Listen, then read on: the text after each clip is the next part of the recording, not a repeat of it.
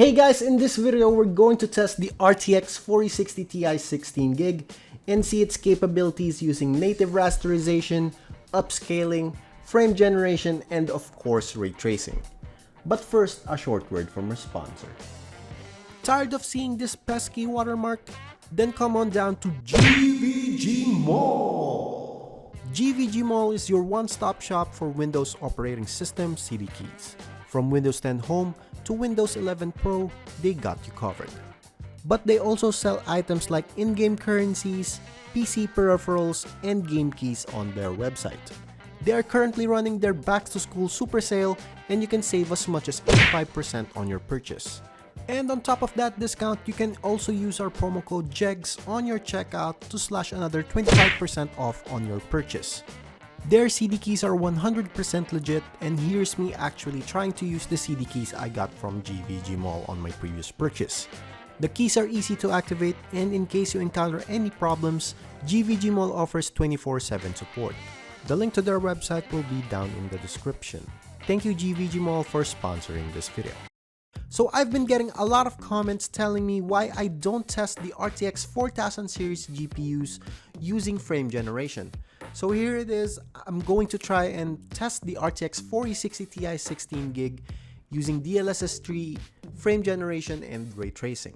Now, I've only tested 6 games on this video because let's face it, there are only a handful of games right now which currently supports frame generation. So for our test platform, I used a Ryzen 7 7800X3D with 32 gigs of 6000 MHz RAMs. And as usual, the complete list of the parts used in this video will be down in the description. Let's start with every tester's go-to game to test nowadays, Cyberpunk 2077. For reference, here's the baseline graphics settings we used for this test. We used the in-game benchmark tool to make the comparisons frame by frame as much as possible. On 1920 by 1080p native raster, the setup managed to get an average of 93 FPS. With DLSS enabled and set to quality, those averages were bumped to 118 FPS. DLSS quality with frame generation enabled had 161 FPS, and as expected, enabling ray tracing lowered the FPS significantly, although the system still managed a smooth 119 FPS. Personally, I'm not going to recommend using DLSS when playing on this resolution. In my opinion, it makes the game look blurry, but your experience and preference may differ, so feel free to test the setting and adjust it according to your liking. Since this is the in-game benchmark tool, it also provides the numbers at the end of the test. I'm going to show the results here briefly, so just hit pause to see the full report of the results.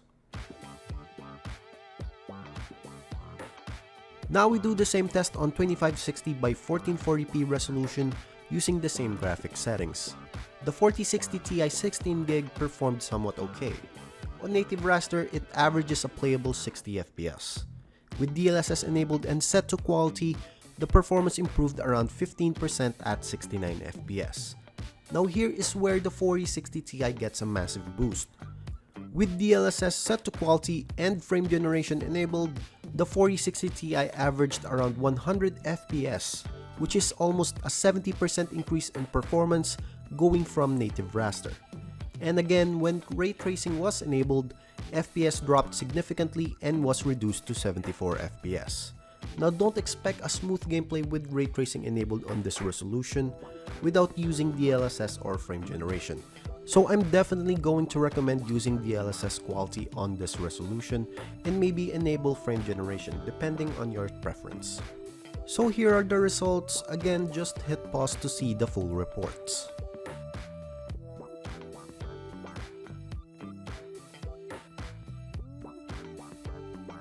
Up next, Blizzard's latest installment to the Diablo franchise, Diablo 4. Do take note this game doesn't support ray tracing, so instead I'm going to test native raster, DLSS, and frame generation separately. Here's the baseline graphics settings I used. It's basically ultra preset with added DLSS and frame generation.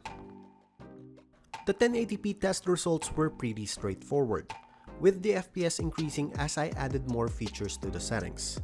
On native raster, the 4060 Ti was already averaging a well-respectable 169 FPS. With DLSS enabled, the performance increased at around 24%, while enabling frame generation increased the performance by around 29%. With both DLSS and frame generation enabled, the FPS increased by as much as 37%, which in my opinion is already an overkill on this type of game. But you know what they say, more FPS can't hurt, so it's definitely a welcome improvement. At 2560 by 1440p, the 4060 Ti still had good results. On native rasterization, it was averaging well above 100 FPS, with DLSS and frame generation only bringing in more FPS. But here's something kinda weird. Using DLSS on this resolution yielded better performance improvements over frame generation, unlike in 1080p, where using frame generation generated higher boosts compared to DLSS. It's nothing to be worried about, but for me, this is something I'm going to look into a little bit more in order to understand.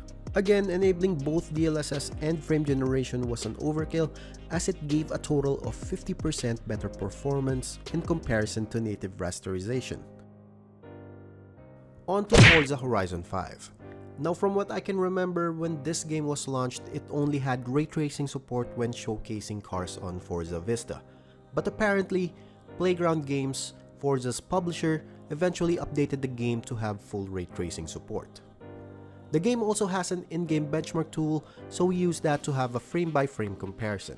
The baseline settings I used for this test was Extreme Preset, and this setting already had ray tracing tied to it, so keep in mind that all of the footage used here had ray tracing enabled. Now, this was weird to say the least. At one point during the test, native raster was actually having better FPS when compared with DLSS enabled. I'm not really sure what's happening here, because I'm pretty sure the 7800 X3D did not bottleneck the 4060 Ti in any way or form. So I'm going to take a guess and chalk this up to poor DLSS implementation.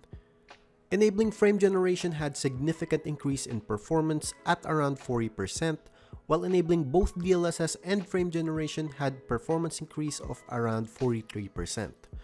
Using DLSS on 1080p is not my cup of tea, so I'm going to recommend disabling it when playing on this resolution. Here are the benchmark results. Again, just pause if you want to read the full report.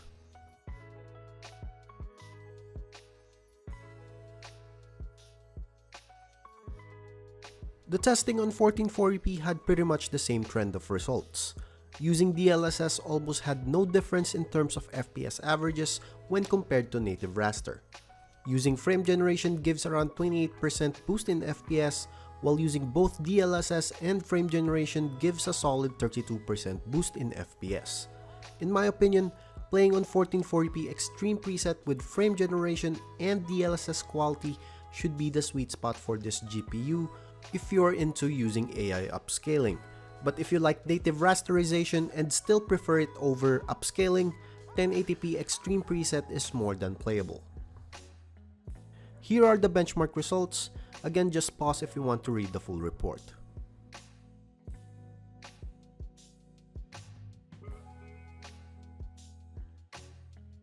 Now for some zombie survival game, Dying Light 2. I'm perfectly aware that this game also provides an in-game benchmark tool to test the game.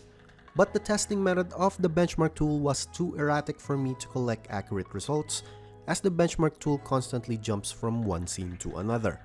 And this is why I preferred testing the game using the story mode, where I can simulate an exact continuous scene. The baseline settings I used for the testing were high quality with DirectX 12 and asynchronous compute. On native 1080p, the 4060 Ti already averaged a smooth 101 FPS. With DLSS enabled and set to quality, that average balloons up to 121 FPS.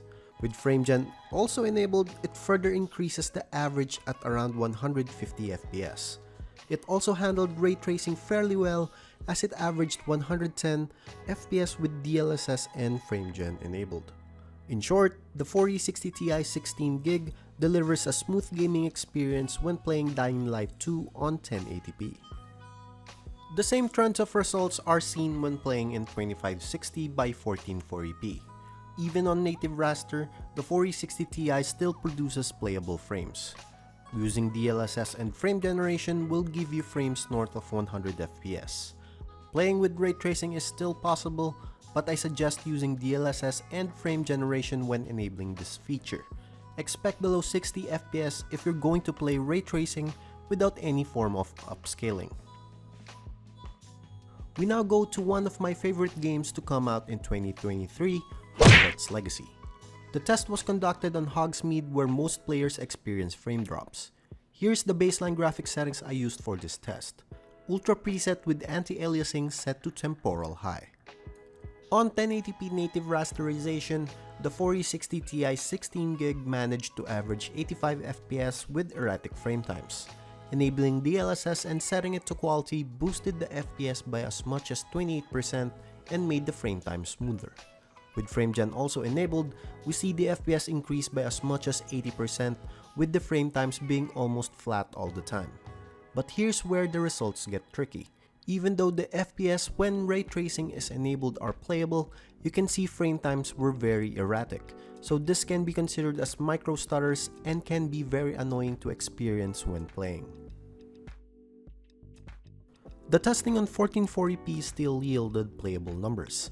On native raster, the 4060 Ti managed to average 60 FPS, which should be enough for most players in this game genre, but I would recommend using upscaling at this point. Enabling DLSS and setting it to quality boosted the FPS average by as much as 45%, while also enabling frame generation along with the DLSS boosted the FPS by as much as 84%. Playing with ray tracing enabled on this resolution is still possible, but again I would suggest using DLSS with frame generation in order to have playable frames. And finally, one of the most critically acclaimed RPGs of all time, The Witcher 3. Since the release of its next-gen update, the game received numerous additions to its graphics settings, namely upscaling, AI features, and ray tracing.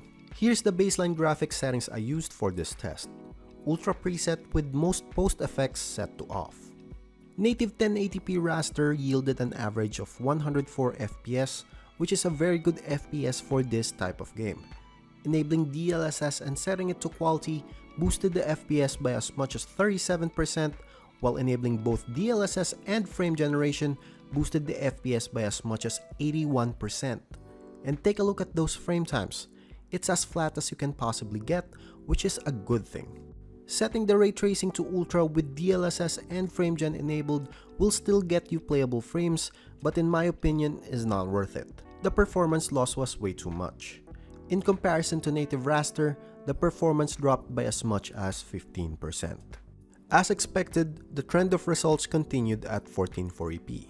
On native raster, the 4060 Ti still yielded a respectable 61 FPS, while enabling DLSS and setting it to quality boosted the FPS by as much as 54%, while enabling DLSS together with FrameGen boosted the FPS by as much as 99% or almost double the numbers. Playing with ray tracing is still possible and playable, but you need to enable DLSS and frame generation to reach those playable FPS numbers. So is the RTX 4060 Ti 16GB a good graphics card? To be honest, it performs well, but what's wrong with it is it's horrible pricing. It's just plain horrible. Priced at $499 US, there are other better options in the market right now. The only upside of this graphics card is it supports frame generation and DLSS 3, which varies from user to user if they actually use it or just skip it. Don't get me wrong, frame generation is a great feature to have, but if it comes with a hefty price tag, which the RTX 4060 Ti has, I think it kinda offsets the gains you will get from having those added frames. But what do you guys think of the RTX 4060 Ti? Let me know down in the description. Tell me if it's great or if it's bad. Are you getting one, or are you skipping this entire RTX 4000 series generation? Again, massive shout out to GVG Mall for sponsoring this video. Go check them out. Their website will be linked down in the description. Buy your Windows 10 CD keys on their website. So that's it for me. See you guys on the next video.